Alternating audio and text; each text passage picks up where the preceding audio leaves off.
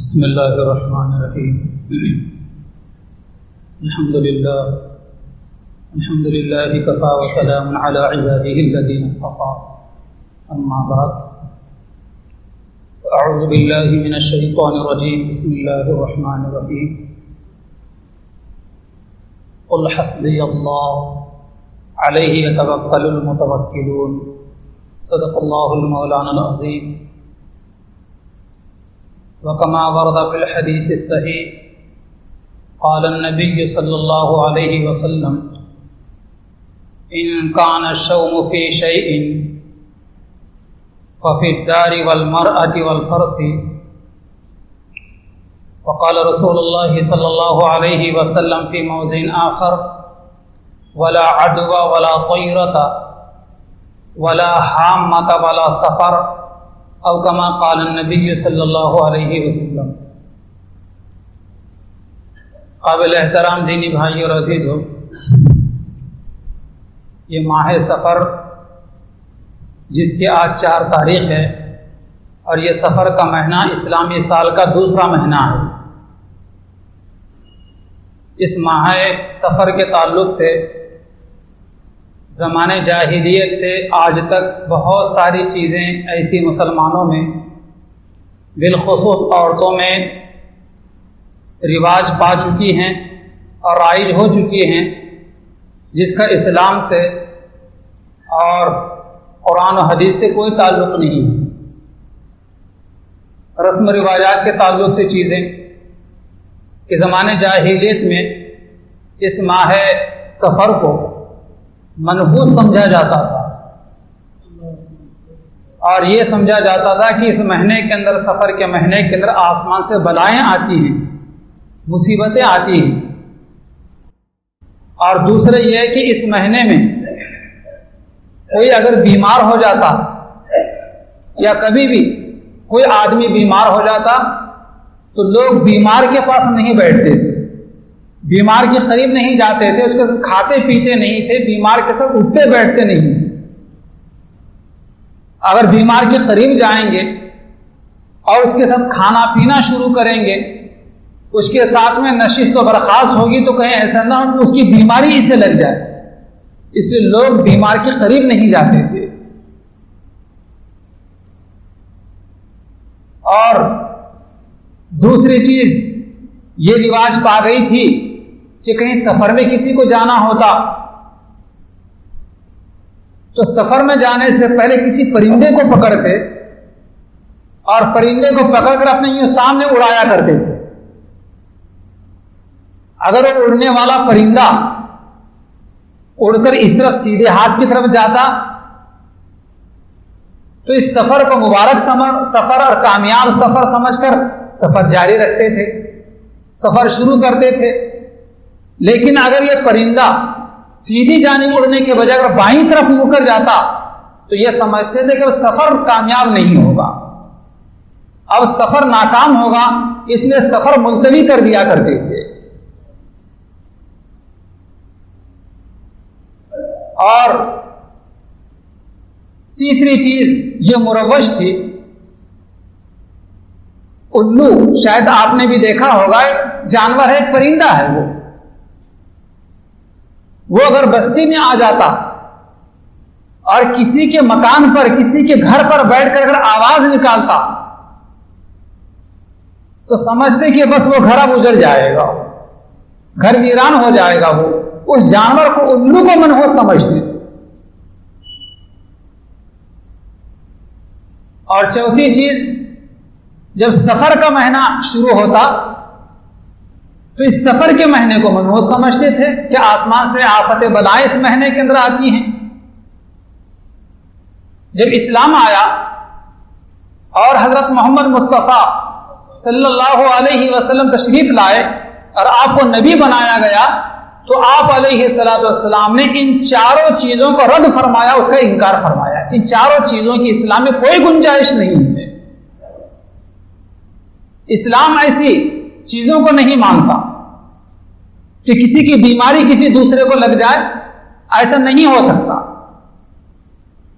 بلکہ آپ علیہ السلام نے بیمار کی خدمت کرنے کی، بیمار کی مزاج پرسی کرنے کی، بیمار کی عیادت کرنے کی آپ نے تو فضیلت بیان فرمائی کہ کوئی مسلمان اپنے کسی بیمار دوست، کسی رشتہ دار، کسی پڑوسی کی مزاج پرسی کرنے کے لیے اور بیمار کو دیکھنے کے لیے اپنے گھر سے نکلتا ہے تو آقا دو جہاں علیہ السلام فرماتے ہیں کہ اس کے لوٹ کر واپس گھر آنے تک 70,000 فرشتے اس کے لیے مغفرت کی دعا کرتے ہیں۔ 70,000 فرشتے۔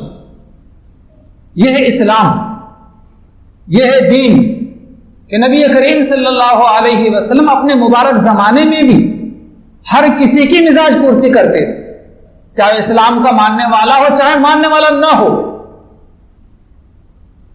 ہر کسی کی۔ اس لیے ہمیں بھی چاہیے کہ یہ ایسا عمل ہے اسلام میں مزاج پرسی کرنا، کسی بیمار کی عیادت کرنا، کہ بہت ساری غلط فہمیاں دور ہو جاتی ہیں اور محبت عام ہو جاتی ہے، ہمدردی عام ہو جاتی ہے۔ اس لیے ہمارا کوئی ہندو بھائی ہمارے محلے میں رہتا ہے یا ہمارے پڑوس میں رہتا ہے، ہمیں معلوم ہو جائے کہ بیمار ہو چکا ہے تو سنت رسول اللہ یہ ہے کہ اس کی بھی مزاج پرسی کی جائے، اسے بھی دیکھنے کے لیے جایا جائے، اس کو بھی ہمدردی کا معاملہ اس کے ساتھ بھی کیا جائے اور اس کو بھی تسلی دی جائے کہ کوئی فکر کی بات نہیں، تھوڑا سر کا بخار ہے، آپ دوائیں لیجیے اور کھانا وقت پر کھائیے، بہت جلد آپ صحت یاب ہو جائیں گے۔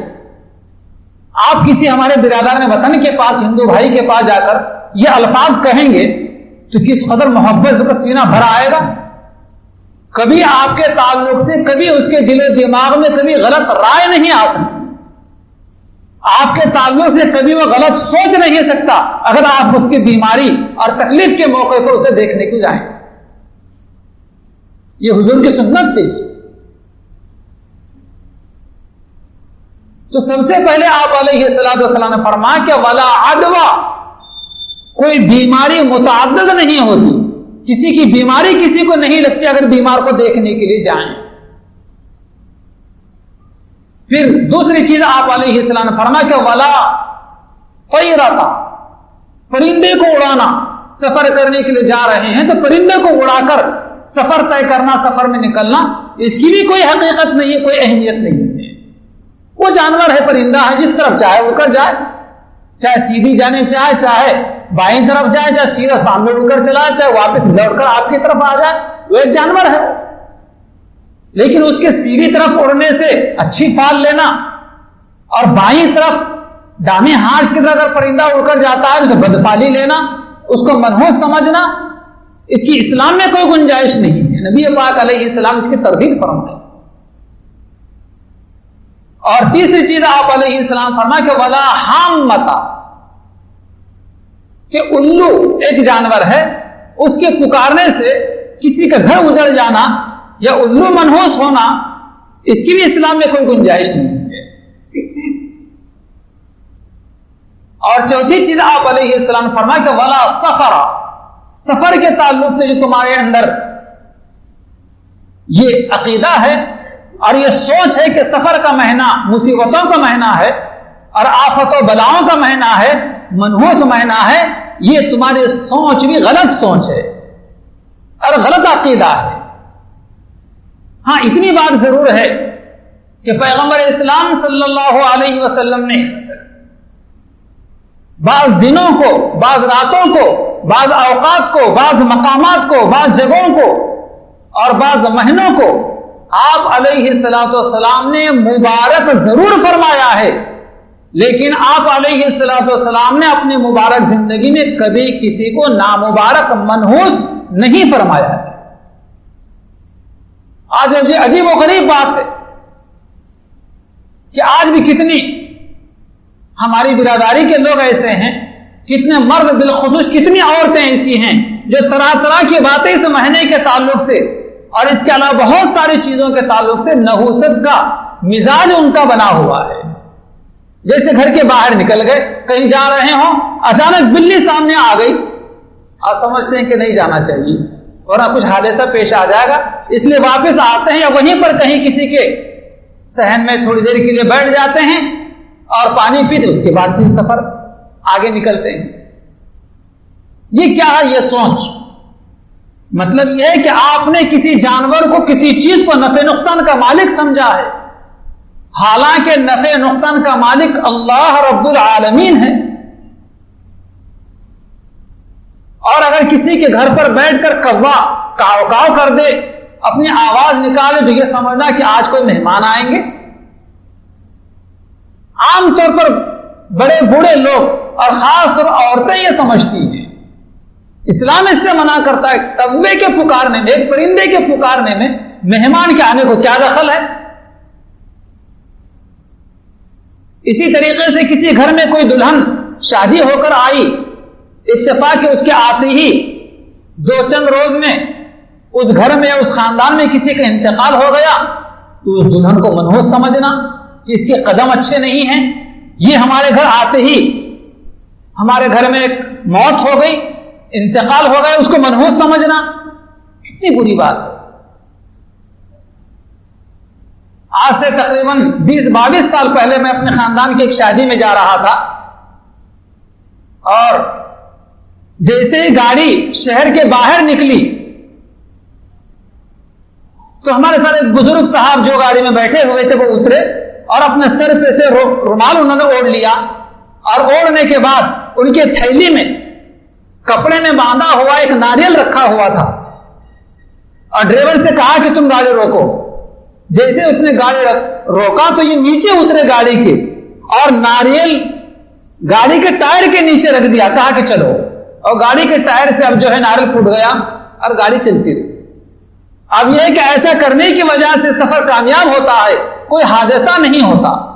کیسی سوچ ہے، کیسا عقیدہ ہے. آج بھی بہت سارے لوگ اس سوچ کے ہمارے خاندان میں اور ہمارے شہر میں، ہمارے برادر میں موجود ہوتے ہیں.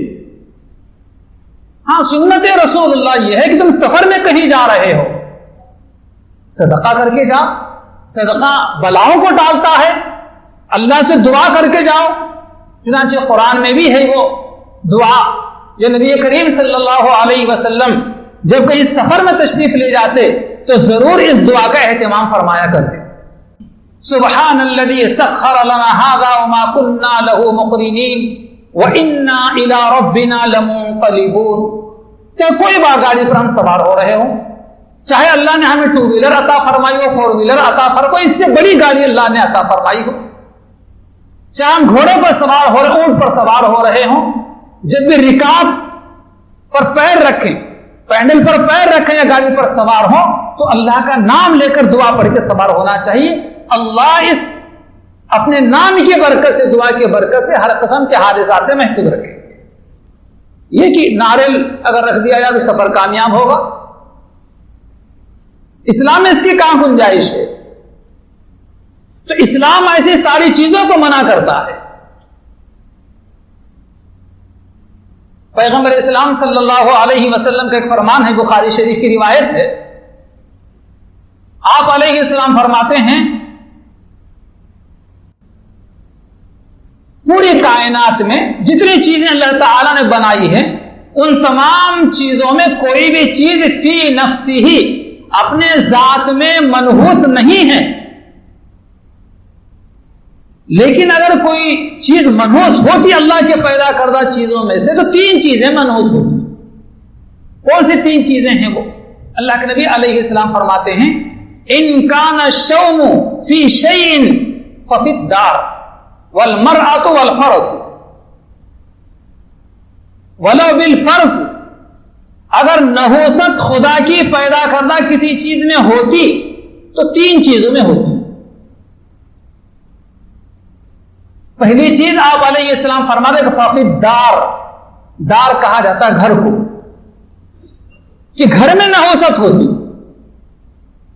محدثین کرام نے اس حدیث کی تشریح کرتے ہوئے بتلایا ہے کہ گھر منحوس ہونے کا مطلب یہ ہے کہ اس گھر کا پڑوسی اگر اچھا نہ ہو وہ گھر منحوس ہے. یا دوسری وجہ بعض بزرگوں نے یہ فرمائی، کوئی مسلمان ہے اپنے جس گھر میں اللہ کی نافرمانی کرتا ہے، گناہ کرتا ہے، ظلم و زیادتی کرتا ہے، تو ایسا گھر منحوس ہے کہ جس کے اللہ کی نافرمانی ہو رہی ہے. اس لیے ہمیشہ جب گھر کا انتخاب کیا جائے تو گھر کو دیکھنے کے ساتھ ساتھ پڑوسی کو بھی دیکھنا چاہیے. گھر چاہے آپ کا عالیشان مکان بنا ہوا ہو، لیکن پڑوسی اگر اچھا نہ ہو تو عالیشان محل میں بھی آپ سکون سے رہ نہیں سکتے. آپ کا سکون وہ خراب کر دے گا. معمولی چیز کو بہانہ بنا کر یا بغیر کسی بہانے کے آپ کا جینا دوبھر کر دے گا. اس لیے فرمایا کہ پڑوسی کو بھی دیکھو. اگر ہم کسی کے پڑوسی ہیں تو کبھی اپنے ذات سے کسی پڑوسی کو اپنے تکلیف نہیں دینا چاہیے. احادیث مبارکہ میں پڑوسی کے ساتھ حسن سلوک کرنے کی بڑی فضیلت آئی ہے.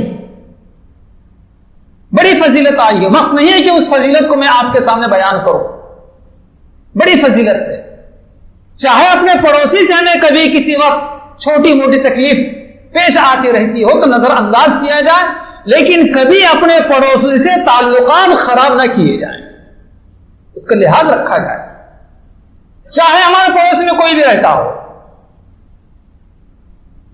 اور دوسری چیز آپ علیہ السلام فرماتے ہیں کہ منحوس ہے وہ ہے عورت. تو آپ گھر جا کے بولیں گے کہ امام صاحب نے جو ہے اچھا بیان دیا، آج عورتیں ساری منحوس ہوتی ہیں، تو پھر کل میری خیریت نہیں رہے گی. اس لیے ہر عورت منحوس نہیں ہوتی، فی نفس ہی کوئی عورت منحوس نہیں ہوتی، بلکہ اگر نحوست ہوتی اور کوئی عورت منحوس اگر ہوتی تو وہ عورت منحوس ہوتی جو عورت ہو کر اپنے شوہر کو ایذا و تکلیف دے. اس لیے کہ شوہر کا مقام عورت کے لیے بہت بلند قرار دیا گیا ہے. اللہ کے بعد پیغمبر اسلام علیہ السلام فرماتے ہیں اللہ کے بعد پوری کائنات میں کسی اور دوسرے کو سجدہ کرنا اگر جائز ہوتا تو عورت کو اس بات کی اجازت ہوتی کہ وہ اپنے شوہر کو سجدہ کرے. اس کا مطلب یہ نہیں کہ آپ جا کر کھڑے ہو جائیں کہ بیگم میں جمعہ پڑھ کر آ رہا ہوں، ایک سجدہ آپ بھی مجھے کر دو. نہ آپ اس کی اجازت دیں، نہ شوہر عورت کو اس بات کی اجازت ہے کہ اپنے شوہر کو سجدہ کرے. لیکن یاد رکھنا آج بھی بعض گھرانوں میں جو بڑی بوڑھی عورتیں ہوتی ہیں، خاص طور پر جب دلہن آتی ہے تو وہ اپنے خاندان کے بزرگوں کے پیر پڑنے کے لیے کہتی ہیں.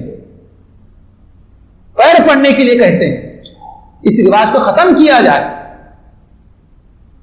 اور ایک رواج یہ بھی ہے بعض گھرانوں کے اندر کہ پیٹ میں منڈی ڈالی جائے، یعنی بالکل جھک کر اسے رکوع میں جا کر سلام کیا جائے. یہ رواج بھی غلط ہے. وَرْكَعُوا مَعَ الرَّاكِعِينَ کہ لوگوں رکوع کرو رکوع کرنے والوں کے ساتھ. مطلب ہے کہ نماز پڑھو نماز پڑھنے والوں کے ساتھ. تم گھر کی آئی ہوئی بہو کو دلہن کو یہ کہہ رہے ہو کہ تم رکوع کرو، پیٹ میں منڈی ڈالو. اگر کوئی از خود بھی کوئی دلہن اور کوئی خاتون ہمارے گھر ایسا آدر کر رہی ہو تو پیچھے ہٹ جانا چاہیے. صاف منع کرا بیٹی آپ سلام کر دو، ہمارا سب ادب و احترام آپ کے سلام میں رکھا گیا ہے، جھکنے کی ضرورت نہیں ہے. تو یہ دوسری چیز، اگر منحوس ہوتی کوئی چیز تو وہ عورت ہوتی جو ایک عورت ہو کر اپنے شوہر کو ایذا و تکلیف دیتی. اس کا مطلب یہ نہیں کہ عورت ہو کر ہی وہ اپنے شوہر کو تکلیف نہ دے، بلکہ ہم اگر مرد ہیں، ہم کسی عورت کے شوہر ہیں تو ہمیں بھی چاہیے کہ ہم اپنی بیوی کو کبھی کسی قسم کی کوئی تکلیف نہ دیں. کبھی کسی قسم کوئی تکلیف نہ دیں. یہ کون سی بہادری کی بات ہے کہ عورت کو تکلیف دیں، آپ اس کو ماریں، اس پر ظلم کریں، اس پر زیادتی کریں؟ یہ کوئی بہادری کی بات نہیں ہے. پیغمبر اسلام صلی اللہ علیہ وسلم نے اس سے منع فرمایا ہے. اور تیسری چیز جس کو منحوس فرمایا گیا، اگرچہ کہ وہ چیز بھی منحوس نہیں ہے، اگر وہ نحوست ہوتی تو تیسری وہ چیز جس میں نحوست ہوتی وہ فرمایا آپ علیہ السلام نے کہ فرس. اسے کہا جاتا ہے فرس. فرس کہا جاتا ہے گھوڑے کو. اس زمانے میں گھوڑا اور اونٹی سب سے بہترین سواری تھی. اس کے ضمن میں ہمارے زمانے کی ساری سواریاں ہیں. اگرچہ کہ فی نفس ہی کوئی سواری منحوس نہیں ہوتی، لیکن کوئی سواری اگر اپنے مالک کو اور اپنے سوار ہونے والوں کو ستاتی ہے، پریشان اگر کرتی ہے، تو اس سواری کو منحوس کہا گیا ہے۔ اس لیے اپنی سواری عمدہ بھی ہونا چاہیے، اچھی بھی ہونا چاہیے، تاکہ کسی موقع پر کوئی پریشانی، کوئی تکلیف کا سامنا نہ کرنا پڑے۔ اور بعض بزرگوں نے ایک دوسری وجہ اس کی یہ بیان فرمائی ہے کہ وہ سواری منحوس ہے، اس سواری میں نحوس اور وسعت آتی ہے جب اس سواری پر سوار ہو کر سوار ہونے والا فخر کرے، اترائے، گھمنڈ کرے۔ ایسا گھمنڈ کرنے والا، فخر کرنے والا، اترانے والا، اس کے لیے سواری اس کے لیے منحوس ہے وہ۔ اس لیے بھائیوں، اللہ پاک نے اگر ہمیں سواری عطا فرمائی ہو تو کبھی فخر، گھمنڈ، تکبر نہیں ہونا چاہیے، بلکہ خدا کا شکر ادا کرنا چاہیے۔ اگر ٹو ویلر ہمارے پاس میں، سائیکل موٹر اگر ہمارے پاس میں ہے تو خدا کا شکر ادا کرنا چاہیے۔ کتنے لوگ ایسے ہیں جو سائیکل پینڈل مارتے جاتے ہیں۔ اگر اللہ نے سائیکل اگر ہمیں عطا فرمائی تو خدا کا شکر ادا کرنا چاہیے۔ کتنے لوگ ایسے ہیں جو پیدل چلتے۔ کسی بھی حال میں اللہ پاک نے رکھا ہو، زندگی کا ہمارے ہر عمل خیر ہی خیر ہے۔ اگر اللہ پاک اچھی حالت میں ہمیں رکھے، خدا کا شکر ادا کیجئے، بھلائی ہی بھلائی ہے۔ اللہ پاک اور اچھا رکھیں گے۔ قرآن مجید بیان فرمایا گیا ہے وَإِن تَعُدُّوا نِعْمَةَ اللَّهِ لَا تُحْصُوهَا، تم اللہ تعالیٰ کی نعمتوں کو شمار کرنا چاہو تو شمار نہیں کر سکتے۔ لَئِن شَكَرْتُمْ لَأَزِيدَنَّكُمْ، اگر تم ہماری نعمتوں کا شکر ادا کرو گے ہم مزید نعمتیں تم کو دیں گے۔ وَلَئِن كَفَرْتُمْ، اور اگر تم ہماری ناشکری کرو گے، سنو ان عذابی لشدید، کہ میرا عذاب بڑا سخت عذاب ہے۔ تو یہ اللہ نے ہمیں جس حال میں بھی رکھا، کوئی پریشانی ہے، کوئی تکلیف ہے، کوئی مصیبت کا مارا ہے، اللہ کے نبی علیہ السلام فرماتے ہیں کہ اس میں صبر سے کام لیا جائے، یہ مصیبت بھی اس کے لیے عافیت ہے، اس میں بھی اللہ پاک نے اس کے لیے خیر رکھا ہے۔ تو یہ تین چیزیں بخاری شریف کی روایت میں فرمایا گیا ہے، اگر نحوست کسی چیز میں ہوتی تو تین چیزوں میں ہوتی، ایک گھر میں، دوسرے عورت میں، اور تیسرے سواری میں۔ فی نفسی ان تین چیزوں میں بھی کوئی نحوست نہیں ہے، اگر ہوتی تو ان تین چیزوں میں ہوتی۔ تو نہ کسی وقت میں نحوست ہے، نہ کسی مہینے میں نحوست ہے، نہ کسی دن میں نحوست ہے، نہ کسی رات میں نحوست ہے، نہ کسی سال میں نحوست ہے۔ ہاں نحوست آتی ہے، ہمارے بدعملی سے آتی ہے اور ہمارے بدکرداری سے آتی ہے۔ اسی وجہ سے فرمایا ہے قرآن مجید میں، اللہ تعالیٰ فرماتے ہیں ظہر الفساد فی البر والبحر بما کسبت ایدی الناس، خشکی اور تری میں، دریاؤں میں اور زمین میں جو کچھ فساد ہوتا ہے، بگاڑ آتا ہے، تو وہ سب کچھ انسانوں کے ہاتھوں سے کمائی کا نتیجہ ہوتا ہے۔ مراد ہمارے بدعملی، بدکرداری کا نتیجہ ہوتا ہے، جو کہیں فساد ہو گیا، کہیں برا ہو گیا، کہیں بگاڑ آ گیا۔ اس لیے محترم بزرگوں اور دوستوں، ہم کسی چیز کو منحوس نہ سمجھیں۔ جیسے کہ بعض لوگ ماہ سفر کو منحوس سمجھتے، جو مہینہ چل رہا ہے، بعض لوگ اس مہینے کے شروع کے 13 دنوں کو منحوس سمجھتے ہیں، اور اسی وجہ سے اس مہینے کو بہت سارے لوگ سفر کا مہینہ نہیں کہتے، بلکہ 13 تیزی کا مہینہ کہتے۔ 13 تیزی کا مہینہ، سفر کا مہینہ مصیبتوں آفتوں کا مہینہ ہے، اسے سفر نہ کہا جائے بلکہ 13 تیزی کا مہینہ کہا جائے، کہ اس کے شروع کے 13 دن بڑی آفتوں بلاؤں مصیبتوں کے دن ہوتے ہیں۔ حالانکہ یاد رکھنا، اس مہینے کا نام جاہلیت میں بھی سفر ہی تھا اور اسلام میں بھی سفر ہی رکھا گیا ہے، بلکہ سفر کے ساتھ میں ایک جملہ جوڑا گیا، سفر مظفر۔ مظفر کے معنی کامیاب، یعنی یہ مہینہ کامیاب مہینہ ہے۔ لوگ جو یہ سمجھتے ہیں کہ اس مہینے میں سفر کریں گے تو ناکام سفر رہے گا، لوگ سمجھتے ہیں کہ اس مہینے میں شادی کریں گے شادی ناکام ہوگی، لوگ سمجھتے ہیں کہ سفر کریں گے سفر ناکام ہوگا، کوئی کاروبار شروع کریں گے تو کاروبار میں نقصان ہوگا، ایسا نہیں ہے، بلکہ یہ سفر کا مہینہ کامیاب مہینہ ہے۔ شادی کرو کامیاب رہے گی، نئے کاروبار شروع کرو کامیاب رہو گے، سفر کرو کامیاب رہو گے، سفر المظفر فرمایا گیا ہے۔ میں ایک واقعہ آپ کو سناؤں تو شاید معلومات میں جہاں اضافہ ہوگا اور ہمارا عقیدہ بھی بدلے گا اور ہمارے عقیدے اور نظریے میں پختگی بھی آئے گی۔ جب اسلام کی تبلیغ مصر میں پہنچی، حضرت عمر فاروق رضی اللہ تعالیٰ عنہ کا زمانہ ہے اور مصر کا سارا علاقہ فتح ہوا۔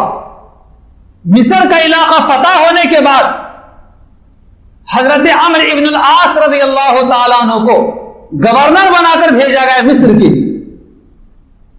مصر کے شہر کو لگ کر ایک دریا بہتا ہے جس کو دریائے نیل کہا جاتا ہے، جیسے ہمارے شہر کو لگ کر ایک دریا بہتا ہے جسے گوداوری کہا جاتا ہے، مصر میں ایک دریا بہتا ہے جس کا نام دریائے نیل ہے۔ اس زمانے کے اندر زمانے جاہلیت سے سال میں ایک مرتبہ دریائے نیل سوکھ جاتا تھا، خشک ہو جاتا تھا، پانی ختم ہو جاتا تھا۔ تو اس زمانے میں لوگوں کا یہ رواج تھا کہ جیسے ہی دریائے نیل سوکھ جاتا تو ایک نوجوان کنواری لڑکی کو دلہن بنا کر سنوار کر بناؤ سنگار کر کے اس دریائے نیل کے بیچوں بیچ ڈال دیا جاتا تھا اور بالکل صبح میں پھر دریا بہنے لگ جاتا تھا۔ ان کی سوچ اس قسم کی تھی، ان کا نظریہ اس قسم کا تھا، اس لیے اس قسم کا معاملہ ہوا اس زمانے کے اندر ہوا کرتا تھا۔ لیکن جب وہ علاقہ اور مصر فتح ہوا اور حضرت عمر فاروق رضی اللہ تعالیٰ کا زمانہ ہے، عمرو ابن العاص رضی اللہ تعالیٰ گورنر بنا کر بھیجا گیا ہے، تو وہ تاریخ آئے، وہ دن آیا تو دریائے نیل سوکھ گیا۔ مصر کے لوگ جمع ہو کر اپنے گورنر کے پاس آئے، کہا کہ دریائے نیل سوکھ چکا ہے، اب بڑی مشکل اور پریشانی ہوگی مصر کے لوگوں کے لیے، اس لیے کہ مصر کے لوگوں کا معاشی دار و مدار دریائے نیل ہی کے پانی پر ہے، اور آپ جو ہے گورنر بن کر آئے ہیں، اور ہمارا یہاں کا رواج یہ ہے کہ جیسے ہی دریا سوکھ جائے تو شہر کی کسی لڑکی کو دلہن بنا کر بناؤ سنگار کر کے اس دریا میں ڈال دیا جائے تو پانی واپس آ جاتا ہے، دریا بہنا شروع ہو جاتا ہے۔ حضرت عمرو بن العاص رضی اللہ تعالیٰ عنہ نے کہا کہ خبردار، میں اس کی اجازت تو میں نہیں دے سکتا۔ لوگوں نے اصرار کیا کہ بڑی مشکل آئے گی، پانی ختم ہو چکا ہے۔ تو حضرت عمرو بن العاص رضی اللہ تعالیٰ عنہ جو گورنر مصر ہیں، انہوں نے کہا کہ ٹھیک ہے، میں مشورہ کرنے کے لیے امیر المؤمنین حضرت عمر رضی اللہ تعالیٰ سے رائے مشورہ کر لیتا ہوں۔ چنانچہ حضرت عمرو بن العاص رضی اللہ تعالیٰ نے خط لکھا اور پوری کیفیت مصر کی دریائے نیل کی لکھ بھیجی حضرت عمر رضی اللہ تعالیٰ عنہ کو۔ تو حضرت عمر رضی اللہ تعالیٰ عنہ نے بھی حیرت کی کہ عجیب و غریب ماجرا ہے کہ سال میں ایک مرتبہ دریائے نیل سوکھ جاتا ہے اور کنواری لڑکی حوالے کر دی جائے تو دریائے نیل کا پانی واپس لوٹ کر آ جاتا ہے۔ تو حضرت عمر رضی اللہ تعالیٰ عنہ نے جواب میں خط لکھا اور ساتھ میں ایک پرچی بھی لکھ کر بھیجی اور کہا کہ اس پرچی کو دریائے نیل کے بیچوں بیچ ڈال دیا جائے، اس لڑکی کو نہیں ڈالا جائے گا بلکہ میری لکھی یہ پرچی ڈالی جائے گی دریائے نیل کے اندر۔ کیا پرچی لکھی تھی؟ وہ پرچی میں یہ لکھا تھا، ایک اللہ کے بندے عمر ابن خطاب کی جانب سے بعد حمد و ثناء کے، اے دریائے نیل، اگر تو اللہ کے حکم سے بہتا ہے اور جاری ہوتا ہے تو میں اس اللہ سے دعا کرتا ہوں کہ تجھے بہائے، تجھے جاری کر دے، لیکن اے دریائے نیل سن، اگر تو اپنی مرضی سے بہتا ہے تو تیری ہمیں کوئی ضرورت نہیں ہے۔ چنانچہ یہ خط اور یہ پرچی مصر پہنچی اور گورنر مصر حضرت عمرو بن العاص رضی اللہ تعالی عنہ نے رات میں لے جا کر اس پرچی کو، جو امیر المؤمنین خلیفۃ المسلمین حضرت عمر بن خطاب رضی اللہ تعالیٰ عنہ کی جانب سے لکھی ہوئی تھی، اس کو دریائے نیل میں ڈال دیا گیا رات نہیں گزری تھی کہ ایک رات میں سے 16 ہاتھ پانی اوپر آ گیا، 16 ہاتھ پانی اوپر آ گیا، اور آج تک دریائے نیل بہ رہا ہے، نہیں سوکھا، انشاءاللہ قیامت تک نہیں سوکھے گا۔ حضرت عمر فاروق رضی اللہ تعالیٰ عنہ نے اور عمرو بن العاص رضی اللہ تعالیٰ عنہ نے جہاں پر زمانے جاہلیت کی اس رسم کو ختم فرمایا، وہیں پر یہ نظریہ بھی دیا لوگوں کو، اور ان کے عقیدے میں پختگی بھی دی کہ لوگوں اس سوچ کو ختم کیا جائے کہ نفع نقصان کسی کے ہاتھ میں نہیں ہے، بلکہ نفع و نقصان سب کچھ اللہ کے ہاتھ میں ہے۔ بلکہ ترمذی شریف کی روایت ہے، آپ علیہ السلام فرماتے ہیں کہ ساری امت مل کر، امت کے الفاظ، ساری امت مل کر اگر کسی کو نفع پہنچانا چاہیں تو اتنا ہی نفع پہنچ سکتا ہے جتنا کہ اللہ نے لکھ دیا ہے، اور اگر ساری امت مل کر کسی کو نقصان پہنچانا چاہے تو اتنا ہی نقصان ہو سکتا ہے جتنا کہ اللہ نے لکھ دیا ہے، اس سے زیادہ نہیں پہنچ سکتا۔ اس لیے محترم بزرگوں، دوستوں، اپنے عقیدے کو درست کرنے کی ضرورت ہے، اپنے سوچ کو بدلنے کی ضرورت ہے۔ تو یہ ماہ سفر جس کے تعلق سے ہمارے معاشرے کے اندر طرح طرح کی جو ایک بدفعلی اس سے لیتے ہیں، اور اس مہینے کو اور اس مہینے کی ابتدائی 13 دنوں کو جو منحوس سمجھا جاتا ہے، اور یہ بھی سمجھتے ہیں کہ بعض لوگ چونکہ سفر کے آخری دنوں میں نبی کریم صلی اللہ علیہ وسلم بیمار ہوئے تھے بہت زیادہ، اور اسی میں آپ انتقال فرما گئے ہیں، اس لیے اس کو برا سمجھا جاتا ہے۔ حالانکہ چاہے پیغمبر علیہ السلام ہو، چاہے آپ اور میں کوئی بھی ہو، بیماری کو کبھی منحوس نہیں سمجھنا چاہیے۔ بیماری نحوست نہیں ہوتی، بیماری کو بیمار کے لیے رحمت فرمایا گیا ہے، بیماری کو بیمار کے لیے رحمت فرمایا گیا ہے۔ آقا دو جہاں علیہ السلام کی روایت ہے، آپ علیہ السلام فرماتے کہ لوگوں تم بخار کو برا بھلا مت کہو۔ کیا فرمایا آپ نے؟ لوگوں تم بخار کو برا بھلا مت کہو، اس لیے بخار اس کے گناہوں کا کفارہ بن جاتی ہے۔ بخار آنے کی وجہ سے اس آدمی کے گناہ معاف ہو جاتے ہیں، جیسے آگ کی بھٹی لوہے کے میل اور زنگ کو دور کر دیتی ہے، اسی طریقے سے آدمی کی آئی ہوئی بخار اس آدمی کو گناہوں سے پاک صاف کر دیتی ہے۔ دیکھا آپ نے؟ تو کہ بیماری اور بخار کہ نحوست کی چیز ہو سکتی ہے، اگرچہ کہ لگتی ہے، تکلیف ہوتی ہے، آدمی پریشان رہتا ہے، خاندان کے لوگ، گھر کے لوگ بے چین رہتے ہیں، لیکن اس کو برا نہ سمجھا جائے، اللہ کی مرضی پر اسے چھوڑ دیا جائے، انشاءاللہ شفا یاب ہو جائے۔ اسی لیے حکم یہ ہے کہ جب کسی بیمار کے پاس جاؤ تو اسے تسلی دو، اس کی حوصلہ افزائی کرو، اسے پریشان مت کرو، بلکہ یہ کہا جائے کہ تھوڑا بخار ضرور ہے لیکن انشاءاللہ بہت جلد آپ شفا یاب ہو جائیں گے، وقت پر دوائیں کھائیے اور کھانا کھائیے، انشاءاللہ بہت جلد صحت یاب ہو جائیں گے۔ آپ کی زبان سے نکلے ہوئے الفاظ ممکن ہے کہ اس کے حق میں قبول ہو جائیں اور وہ صحت یاب ہو جائے، بلکہ یہاں تک روایات میں ہے، حدیث شریف میں ہے کہ تم بیمار کو دیکھنے کے لیے جاؤ تو جہاں تم دعا کرتے ہو اس بیمار سے بھی دعا کرنے کے لیے کہو، اس لیے کہ وہ اس وقت اللہ کے رحمت میں۔ کسی کو کانٹا بھی چبھتا ہے اور اس پر صبر کرتا ہے تو اس کے ذریعے سے بھی گناہ معاف ہوتے ہیں۔ دیکھا آپ نے؟ اس لیے حضور پاک علیہ السلام کے بیمار ہونے کو سفر کے مہینے سے جوڑ کر سفر کے مہینے کو مرحوس سمجھنا یہ غلط بات۔ اللہ تعالیٰ سے دعا ہے کہ اللہ تعالیٰ ہمیں صحیح معنی کر شریعت و سنت کے مطابق عمل کرنے کی توفیق عطا فرمائے، اور نفع و نقصان کو اللہ تعالیٰ کی ذات سے جوڑنے کی توفیق عطا فرمائے۔ آمین و آخر دعوانا